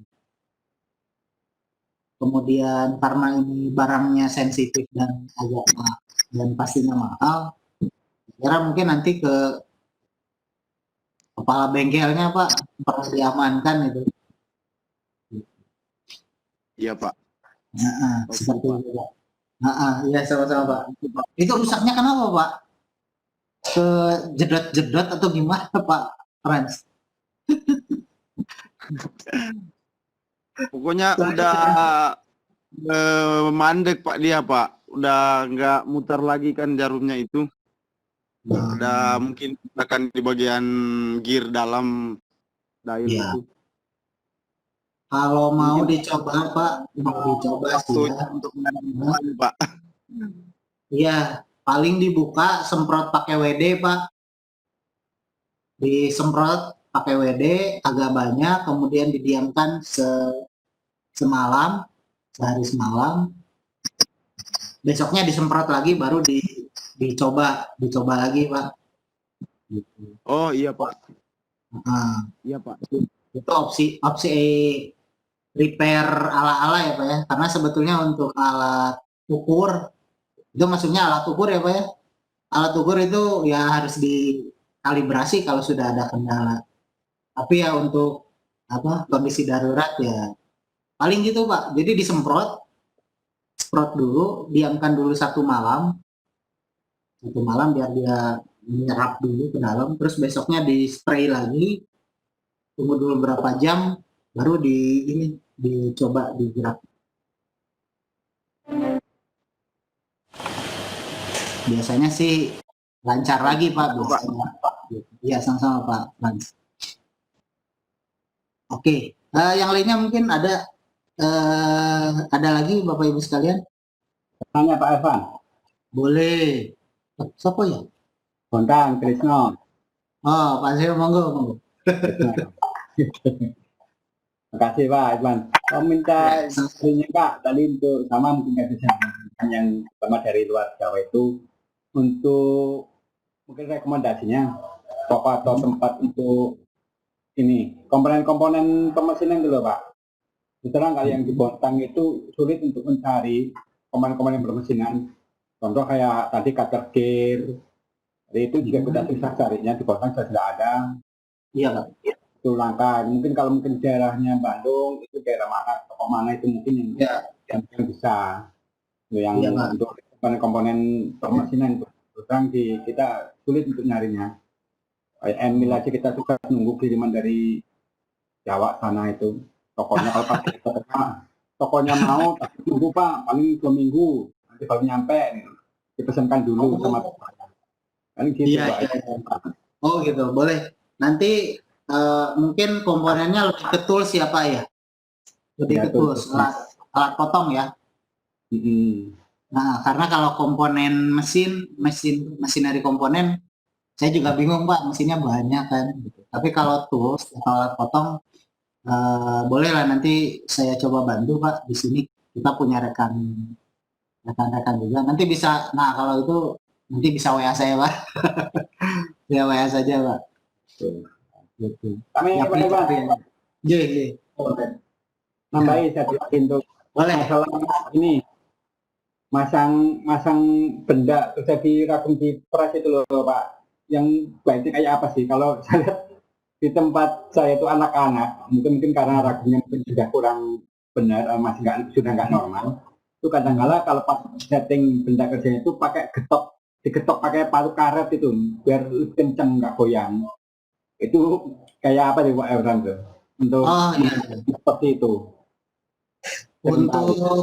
Untuk pencekaman benda kerja ya Pak ya. Nah ini saya juga kemarin sempat cari-cari. Sebetulnya ada kasus juga nih saya. Nanti untuk KP6 lah saya keluarin. Jadi bagaimana sih prosedur pencekaman? Sebetulnya ini masuk materi KP6 ya Pak, pengoperasian. Gitu. Nggak apa-apa, saya sharing. Kalau untuk mencekam benda kerja, memang yang pertama itu harus dipastikan dengan ragum, misalkan dengan ragum mesin, pastikan dulu ragumnya memang dalam kondisi yang layak ya, dalam kondisi yang layak. Yang pertama. Kemudian yang kedua, untuk pemasangan benda kerja, kalau misalkan kalau ragum itu Pak, secara umum kan ada rahang, ya, kemudian ada alas. Yang standar itu rahang dengan alas itu tegak lurus. Yang saya tahu itu tegak lurus, sudah pasti tegak lurus yang kondisi memang benar ya, kondisi benar itu tegak lurus. Jadi untuk masang benda kerja bisa diratakan dengan bagian bawahnya atau dibantu dengan paralel pad. Kemudian pada saat akan mencekam, biasanya jangan pakai palu plastik Pak, bukan karet kali Pak ya? Ya palu plastik apa? Palu plastik. Nah ya, kalau palu karet mah buat kayu Pak. Ya, pakai palu plastik memang dicekam dulu setengah cekaman, kemudian dipukul dulu sampai dia, kalau pakai paralel ya Pak ya, tipsnya itu sampai paralelnya itu tidak gerak. Gitu. Tidak gerak dan tidak goyang gitu. Jadi dicekam pelan-pelan, dipukul-pukul gitu pakai palu plastik gitu. Jangan palu besi ya Pak ya? Ya. Atau palu tembaga gitu. Nah itu kurang pas ya. Biasanya pakai palu plastik. Pakai palu plastik diratakan gitu permukaannya, baru dicekam. Kalau udah sudah bagus posisinya, baru cekam full. Seperti itu. Memang banyak faktor Pak untuk pencekaman, khususan di ragum. Memang ragumnya juga harus terkondisikan baik, rahangnya terutama. Nah, ada beberapa rahang yang memang sudah nggak layak ya biasanya. Itu harus dipastikan masih bagus Pak. Seperti itu. Kalau mau benar-benar perfect gitu, sempurna. Itu Pak Trisno. Oke Pak, makasih. Iya, sama-sama Pak. Boleh Bapak Ibu yang lain mungkin ada yang mau disampaikan lagi sambil diskusi saja. Karena kayaknya kalau mesin udah pada khatam ya. Kalau untuk mesin-mesin bagian materi ini, bagian pemesinan, nah mungkin untuk tools ya, toolsnya ada beberapa yang ada di sekolah, ada juga yang tidak. Nah, biasanya kalau bikin roda gigi pasti harus punya cutter modul ya kali, gitu. Atau minimal modelnya cutter hobbing, mirip-mirip seperti cutter hobbing. Seperti itu mungkin Bapak Ibu. Mbak, ada yang mau disampaikan lagi Pak? Sharing aja Pak Irfan. Pak Budi. Boleh banget. Baik, Assalamualaikum warahmatullahi wabarakatuh. Waalaikumsalam. Pak Ibu semuanya, Pak Irfan dan Pak Jaki. Langsung saja Pak, jadi ini sharing saja Pak, barangkali nanti juga ada solusi dari Bapak Ibu yang lain, bahwa memang persoalan mendasar proses permesinan press itu kalau saya sering lakukan adalah dari awal proses itu Pak, setting rakum dan terhadap meja mesin press itu sendiri yang memang harus presisi, dimana kalau rakum sama meja mesinnya juga sudah presisi dengan cara dial yang biasa kami lakukan, nggak apakah ada teman lain yang caranya lain, itu kalau sudah tepat itu menjadi modal utama menurut saya Pak. Karena kebanyakan yang kita kerjakan dengan mesin press itu kan benda-benda yang berbentuk kotak, persegi, bergigi, dan sebagainya. Sehingga pada saat setting di awal, yaitu rakumnya itu sendiri, nanti akan berpengaruh terhadap pemasangan benda kerja sebaik apapun, menurut kita pas, dan sebagainya. Kalau levelingnya antara meja dengan rakumnya nggak tepat, itu sangat berpengaruh ternyata di situ kunci utama yang dari pengalaman kami Pak. Sehingga kalau anak-anak di LKS dan sebagainya, kalau tahun-tahun dulu itu banyak waktu terbuang di setting ini, ternyata beberapa tahun ini setting itu sudah disettingkan oleh panitia sehingga anak settingnya hilang malahan. Padahal itu iya penting. Justru itu yang penting, betul Pak. Iya, makanya karena pengalaman memakan waktu ada yang setengah jam, 1 jam gitu Pak untuk setting. Iya, betul. Betul. Jadi itu yang pertama. Kemudian yang kedua tentu pada waktu pemasangan benda kerja sama kecepatan putaran itu tentu memang kadang-kadang kita suka dalam tanda kutip ya Pak, asal tersayat muternya yang penting tepat, nggak terlalu kenceng nggak terlalu pelan gitu aja. Itu yang harus kita coba rubah, harus kita hitung benar gitu. Pada waktu di BMTI kan kita sudah diajarin itu perhitungannya berapa pada waktu bubut kemarin ya Pak. Sehingga setiap langkah, setiap penyayatan berapa tebalnya, paling tidak ada prediksi putaran berdasarkan perhitungan yang disesuaikan dengan putaran yang ada di mesin gitu. Itu yang kelemahan-kelemahan yang dari kami yang saya lihat, atau mungkin dari beberapa bapak ibu guru yang ada pengalaman begitu kali ya Pak ya. Nah yang terakhir tentu pisau fresh Pak, saya yakin kebanyakan yang kita miliki dulu itu ditinggalin banyak pisau fresh mantel Pak. Sementara sekarang yang mudara pisau fresh mantel semua itu nganggur. Artinya nggak punya. Apalagi sudah tumpul gitu loh Pak. Dari yang paling besar sampai yang kecil. Diganti dengan pisau yang model-model baru yang tadi ditayangkan Pak Jaki ya. Itu pisau-pisau fresh yang model-model terbaru yang sekiranya masih tajam, sementara yang kita miliki kan sudah tumpul, kemudian pisau mantel. Nah memang kita sudah belikan pisau-pisau yang model sekarang, tapi itu sangat terbatas. Barangkali itu Pak sekedar sharing Pak Irfan, mudah-mudahan ada teman-teman lain juga punya pengalaman yang sama betapa sulitnya nyeting di awal-awal itu. Terima kasih. Iya, terima kasih Pak Budi, betul Pak. Ya memang apa ya?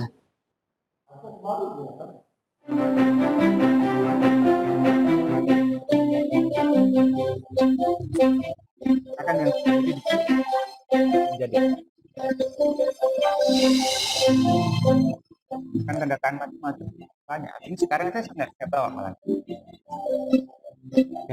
Duluan nggak? Berdua.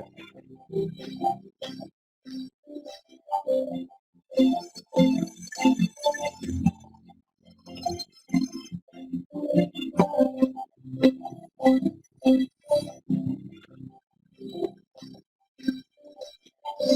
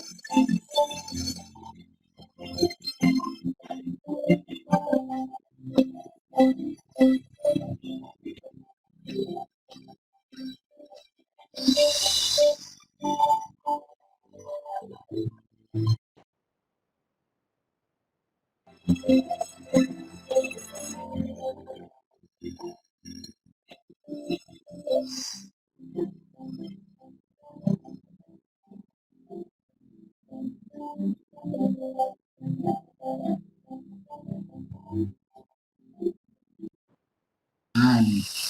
Halo, halo, ada? Oh, Ya, ada sekarang ya. Nah, tak lepas dulu ini itunya keluar, kamera keduanya malah mati. Oke, mohon maaf, biasa teknis Pak. Jadi memang seperti itu Pak untuk pemesinan. Jadi yang pertama tadi disampaikan setting benda kerja harus benar. Kemudian setting benda kerja itu ya diawali dengan setting alat cekam, pencekamnya dengan mesin itu harus sesuai dengan prosedur. Nah, kemudian setting mesinnya itu juga pun harus sesuai prosedur.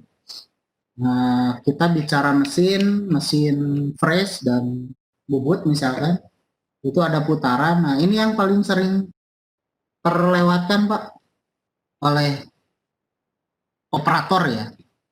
Itu siapapun oleh operator. Nah, kalau saya ambil kasus itu ya Bapak pernah lah ketemu satu peserta yang saya tanya iseng, Pak ini RPM-nya berapa? Malah bengong Pak. Malah bengong loh. Ya, ini ini gimana gitu ya, sayang gitu. Maksudnya itu kan krusial Pak, krusial. Jadi pada saat kita, nah ini mungkin nanti untuk materi berikutnya juga mungkin masih. Kalau yang dulu saya pelajari untuk membuat produk itu kita harus menghitung semuanya, ya. Baik itu time setting, time machining, ya. Kemudian time untuk measuring, untuk memeriksa, itu harus terukur, Nah, time setting ini itu selalu ada Pak. Time untuk setting benda kerja itu selalu ada dalam prosprod ya, proses produksi. Makanya disediakan waktu setting itu adalah supaya operator bisa menyeting mesin dengan tepat. Nah, ini yang sering terlewatkan oleh peserta diklat yang praktek. Ya, tadi setting RPM-nya aja kelewat Pak. Ya, setting RPM-nya kelewat. Bahkan ditanya tuh, ini berapa Pak? Waduh, berapa ya? Ini udah benar belum Pak? Nah, seperti itu. Dan setting RPM itu apakah sekali? Nah, itu kasus juga. Jadi misalkan dia membubut benda bertingkat atau memfresh, pertama diameter 10, kedua diameter 20. Itu kan RPM-nya beda, Pak. Jadi tidak hanya sekedar asal putar, tapi juga putarannya harus tepat. Kenapa? Karena nanti akan berpengaruh terhadap keawetan alat potong, kemudian hasil dari benda kerja. Kemarin waktu KP2 ya, KP2 itu kan kita mempelajari mengenai kualitas permukaan ya Pak ya, ada materi kualitas permukaan. Machining itu standarnya N6 ya Pak Budi, betul ya? Nah, standarnya itu kan N6, maka bagaimana kita dalam membuat benda kerja, misalkan sesuai dengan spesifikasi, pengen permukaannya itu N6. Nah, caranya pada saat proses, tadi balik lagi, setting benda kerjanya harus betul, setting pencetannya harus betul, setting RPM-nya harus betul, dan alat potongnya pun harus tepat. Nah, itu yang paket lengkapnya seperti itu. Jadi jangan cuman wah ini jelek nih potongannya, begitu dilihat RPM-nya nggak sesuai ya sama aja Pak. Terus misalkan tadi juga di alat potong khusus untuk produksi semuanya biasanya umumnya pakai model inset, ya. Pakai inset carbide. Terus RPM-nya berapa? Nah, itu jangan disamakan dengan kita potong pakai SS Pak. Jangan disamakan karena nanti spesifik gitu, ada bisa lebih cepat bisa lebih lambat itu sesuai, tapi rata-rata speednya lebih cepat, apa feednya lebih cepat. Jadi seperti itu Bapak Ibu. Jadi untuk mengenai tools ya, mengenai tools di pemasinan memang harus pas. Nah nanti untuk tugas berikutnya itu kan ada cara setting, nah itu wajib Pak, hukumnya wajib disampaikan. Kalau nggak salah tugasnya itu bikin operation plan ya, membuat operation plan untuk produk. Yang sering kelewat itu dua Pak, yang pengalaman saya. Satu, setting RPM nggak pernah dituliskan, tiba-tiba nyalakan mesin lah. Kalau mesinnya speednya cepat gimana? Kalau mesinnya settingan sebelumnya pelan buat ngulir gimana? Nah itu setting mesinnya itu seperti apa? Kalau misalkan memang harus kalau mau spesifik nih Pak, Bapak Ibu mungkin mesinnya beda-beda, nggak apa-apa disampaikan. Saya pakai mesin tipe ini di mana untuk setting RPM-nya harus memutar tuas, misal. Atau mau pakai yang umum ya setting RPM-nya sekian RPM. Nah, kemudian ini juga jangan juga sampai terlewat Pak, mohon maaf. Ada yang menuliskan setting RPM sekian, tapi nggak tahu itu dari mana Pak.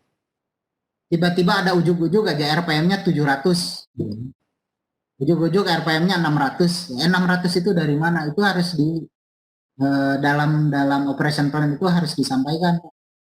Gitu. Harus hitungannya harus ada. Gitu. Kemudian alat potongnya, nah ini yang sering kelewat Pak, pakai cutter end mill.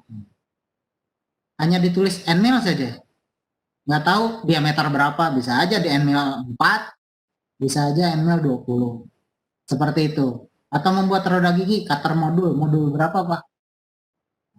Kenapa harus ada? Karena Bapak itu harus memposisikan, membuat operation plan untuk operator lain. Jadi untuk membuat operation plan itu jangan asumsikan ini untuk saya, jangan.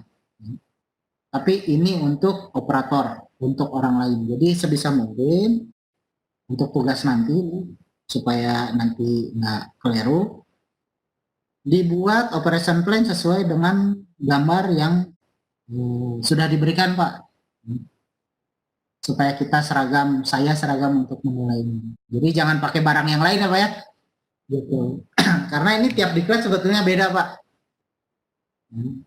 Tiap diklat proyeknya beda, jadi jangan pakai tugas yang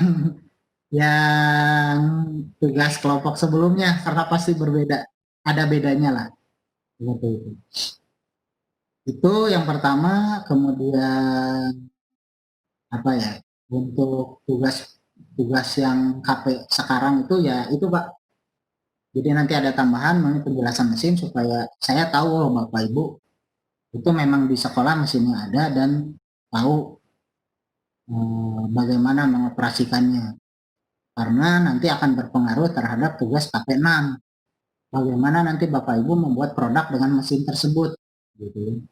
Jadi ibaratnya kalau naik motor tahu naik motornya mau kemana. Nah, jadi tidak hanya sekedar tahu mau ke sana tapi naik motornya nggak bisa. Nah itu mudah-mudahan nggak seperti itu. Jadi harus tahu oh ini fungsinya seperti apa, bagaimana alat-alat yang digunakannya seperti apa. Jadi itu mungkin Bapak Ibu sekalian yang tambahan sedikit ya. Yang sedikit banyak mungkin. Untuk KP5 ya, untuk KP5. Yang lain mungkin Bapak Ibu ada yang mau disampaikan? Silakan. Baik yang nampak atau tidak nampak videonya.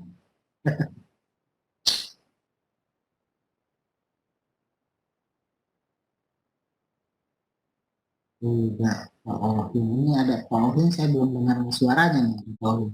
Oh, Pak Ohin nggak di tempat. Terus siapa nih? Ada Pak Raja, ada Pak Agus. Monggo, silakan Bapak Ibu sekalian. Pak. Pak Agus, silakan. Iya, Pak.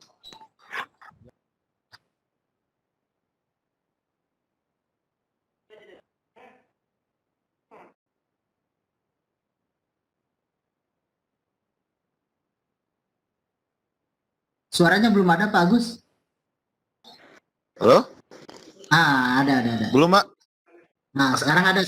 Tadi mah nggak ada, Pak. Ya, Pak.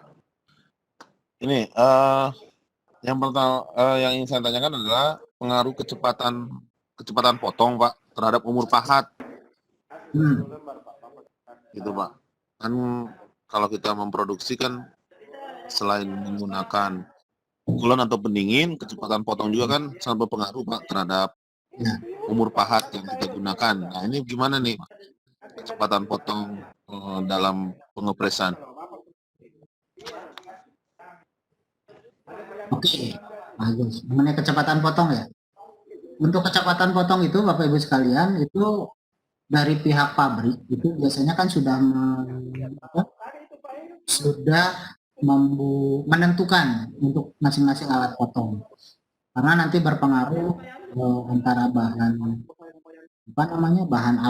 bahan benda kerja atau material benda kerja dengan material dari alat potongnya sendiri. Seperti itu, Pak. Nah, kemudian bagaimana sih kita menggunakan cutting speed-nya ya, seperti apa dengan pengaruhnya? Yang jelas secara umum, Pak, secara umum kalau memang kita cutting speed-nya lebih tinggi dari yang seharusnya, itu usianya akan lebih pendek. Usia toolsnya akan lebih pendek. Ibaratnya ya karena kan dia ada keausan ya, ada gaya geseknya. Misalkan ibaratnya begini Pak, misalkan kayak kampas rem lah, kampas rem itu. Kalau Bapak ngeremnya pelan-pelan, kalem, kampas rem itu lebih awet Pak, sesuai dengan peruntukannya. Tapi kalau misalkan Bapak pakainya ngebut, terus ngeremnya mendadak terus ya, sedikit, nah itu akan lebih pendek, akan lebih cepat habis. Jadi pengaruh dari cutting speed itu seperti itu. Kalau misalkan kita pakai lebih tinggi dari seharusnya, usianya akan lebih pendek. Tapi kalau lebih cutting speednya di bawah dari peruntukannya, dari standarnya, dari yang ditentukannya, bisa lebih awet, cenderung bisa lebih awet. Seperti itu Pak. Kalau kerja juga berpengaruh, Pak. Iya Pak, jadi untuk cutting speed itu kan yang menentukan itu material benda dan material alat potong Pak. Jadi bukan alat potongnya saja, dihitung, tapi benda kerja dengan alat potongnya. Nah, kan kalau di grafik itu kita lihat yang diproses itu bendanya apa, kemudian alat potongnya bahannya apa. Nanti kan ketemu satu titik di grafik cutting speed itu yang umum. Oh, bahwa kecepatan potong untuk benda misalkan benda aluminium, aluminiumnya itu grade 5, dengan alat potongnya misalkan carbide dengan tipe A misalkan, itu nanti ketemu Pak, ketemu cutting speednya seperti apa, nilainya berapa. Nah kita patokannya itu. Nah kalau misalkan di bawah akan lebih awet, tapi kalau kita pakainya di atas itu, atau istilah Sunda itu digedar ya, diporsir gitu, lebih dari peruntukannya, pasti dia cepat lelah Pak. Kalau kondisi bahan cepat lelah, fatigue, dia akan mudah pecah atau mudah aus seperti itu. Jadi umurnya pasti akan lebih pendek. Jadi seperti itu. Jadi harus dilihat Pak materialnya, karena saya juga ngalaminnya apa? Oke Pak, ada orderan bahan pakai besi, saya minta dibubut sekian, saya coba pakai HSS biasa kan, di bengkel standar HSS, ternyata kok kok cepat habis ya pahatnya, padahal RPM-nya udah betul, feed-nya malah kecil dari peruntukan. Selidik punya selidik, ternyata bahannya Pak yang bermasalah. Dia bilang pakainya mild steel, ternyata bahannya PCM. Itu kan nggak secara kasat secara sekilas nggak kelihatan Pak bedanya, secara sekilas gitu. Jadi ada pengaruhnya dari bahan yang dipotong dan bahan dari alat potong. Untuk cutting speed harus sesuai. Tabelnya tahu kan ya Bapak Ibu sekalian? Sudah, saya yakin ada nih di sekolah, dan setahu saya itu wajib Pak. Wajib ada, wajib dipajang ya untuk tabel cutting speed dan alat potong dan bahannya gitu. Kalau nggak ada, Bapak Ibu bisa nyari di buku obat mesin tool tuh, lengkap, komplit semuanya, itu ada semua di situ. Tabelnya ada, nilainya pun ada, angkanya pun ada. Nah, akan lebih tepat lagi kalau misalkan Bapak Ibu nyarinya atau dapatnya dari produsen alat potong. Itu akan lebih pas lagi gitu ya. Jadi tabel yang tadi itu umum. Kalau untuk tabel yang khusus, karena kalau misalkan sudah bicara produksi Pak, bicara produksi itu kita mass product, alat potongnya juga kita dapatnya dari supplier. Nah itu misalkan kita pakai insert tuh Pak, insert itu bentuknya boleh sama, fisiknya mungkin sama, tapi karakteristik bahannya belum tentu sama Pak. Gitu. Karena saya menemukan kemarin, ngalamin sendiri gitu. Barangnya sama, terus tipenya sama, ternyata dipakai kok hasilnya beda. Yang satu cepat habis, cepat rompal, yang satu bagus. Ternyata di belakang ada kode lagi. Nah itu spesifik dari pembuat tools. Ternyata bahannya yang berbeda. Padahal cuma beda 2 huruf Pak. Yang satu biasa WNMG 080608 gitu. Yang satu lagi belakangnya ada SP, ada tulisan SP. Nah itu yang lebih spesifik dari produsen alat potong. Jadi tadi Pak, kalau untuk cutting speed, Bapak harus perhatikan bahannya sama bahan alat potong. Itu mungkin nah, ini siapa suara? Bu Murni, monggo. Ada ya. Ya, Pak Irfan, maaf saya mau bertanya. Yeah. Ini masalah tugas Pak Irfan, tugas praktik. Ya. Di situ kan kita diinstruksikan membuat produk itu kepala palu. Ya. Nah, terus untuk pengukuran ada di sampingnya itu ada angka-angka yang harus kita isi. Teknisnya seperti apa yang mengisi? Apakah kita sendiri juga? Apakah waktu kita mengerjakannya itu ada bukti atau gimana, Pak Irfan? Oh, sebentar. Saya tutup.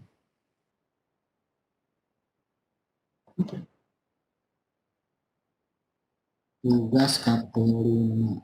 Praktik, tugas praktik. Prakteknya Bu. Ya, lembar mulai dari atas.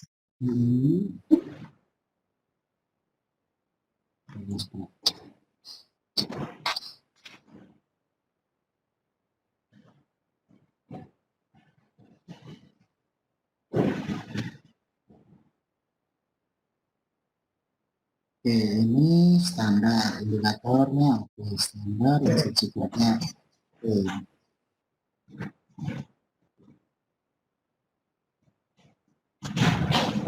Untuk nilai ini, ini tuh ada penyesuaian Bapak Ibu sekalian yang tadi saya sampaikan. Ini harus yang menjelaskan. Oke, nanti disampaikan di chat ya. Kalau untuk nilai, karena ini kan hanya diminta untuk prosedur. Prosedurnya ya, prosedur untuk parameter. Ini lebih ke. Kalau saya menerjemahkan ini, berarti kami peserta diarahkan mulai dari persiapan, proses sampai hasil itu kami lakukan sebelum hari Minggu, karena hari Minggu terakhir ini kan memposting kantong tugas. Ini kayaknya bikin operation plan Bu. Oh, operation plan. Ya, sepertinya operation plan. Nanti saya coba tanya Pak Zaki ya. Karena tugas yang sekarang ini beda. Ini kemarin yang masukin Pak Zaki. Ya, bukan kita langsung disuruh ini mempraktekkan. Nah, kalau prakteknya sih nggak harus Bu. Jadi kita di sini masih berhayal ya Pak. Di sini masih bisa berhayal. Iya, betul. Kita masih di dunia maya nih. Kita bayangkan ada mesin, ada benda, ada proses, ada alat-alat. Lalu, nah, yang untuk lembar penilaian produk itu seperti apa Pak? Nah, ini kan sebetulnya lembar ini untuk praktek pada saat di sini. Jadi kalau di sini kan seperti biasa, Bapak Ibu praktek, bikin benda kerja, terus menilai sendiri ya. Iya. Ini formatnya yang paling bawah itu.